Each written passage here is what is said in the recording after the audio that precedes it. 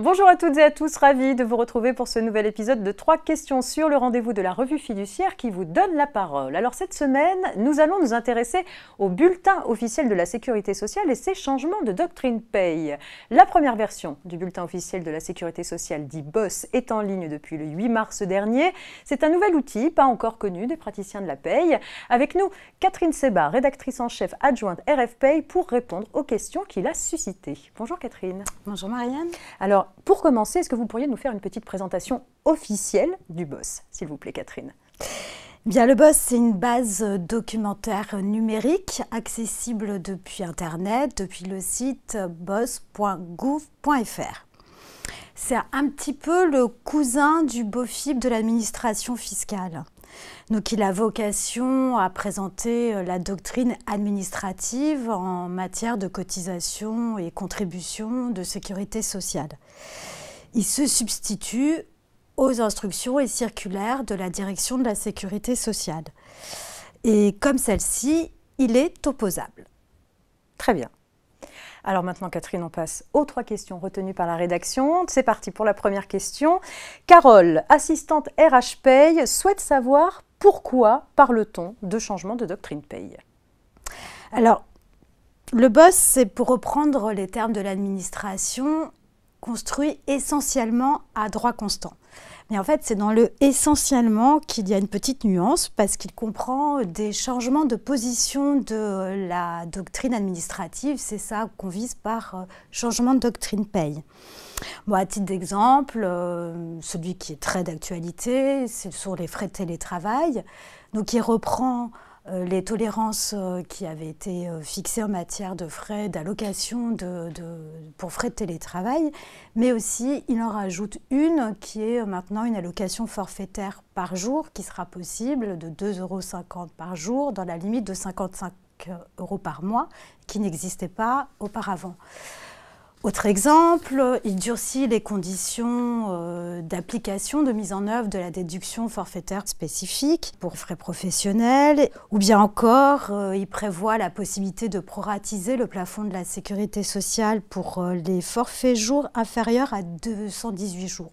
Ce sont des exemples. Donc c'est bien la preuve qu'on aura l'occasion de se retrouver plus tard. Très bien, merci.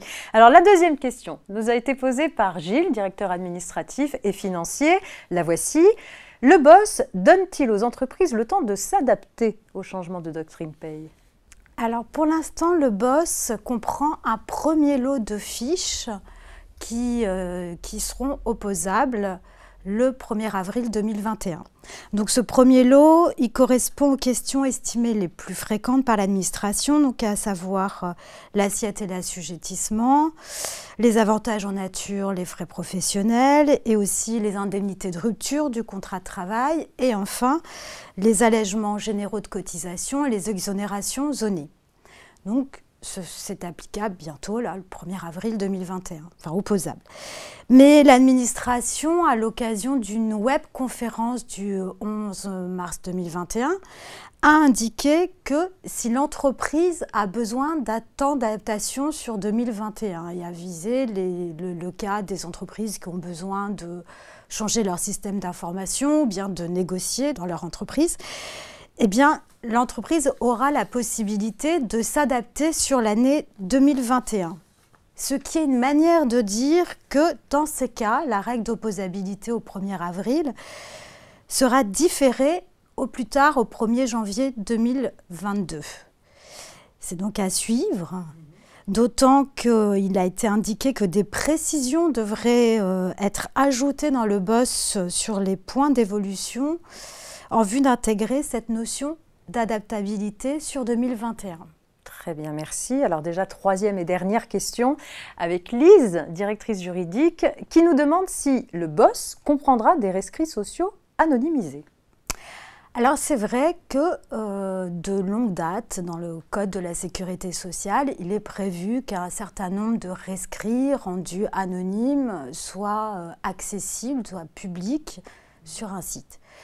Mais de fait, il y en a eu auparavant, son temps en 2013, par exemple, des rescrits qui avaient été publiés au bulletin officiel de la santé, enfin le bulletin qui existe jusque-là et qui n'est pas le BOSS. Mais depuis, ça a été marginal, on n'a rien vu depuis. Et pour l'instant, le BOSS ne comprend pas cette fonctionnalité. Pour l'instant. Très bien. Merci Catherine pour ma première prise de contact avec le BOSS. Comme vous l'avez dit tout à l'heure, je pense qu'on va être amené à en reparler. C'est la fin de ce 3 questions sûres. On se retrouve la semaine prochaine, toujours avec les experts de la revue fiduciaire. Pensez à guetter votre newsletter pour connaître la prochaine thématique. Très bonne journée.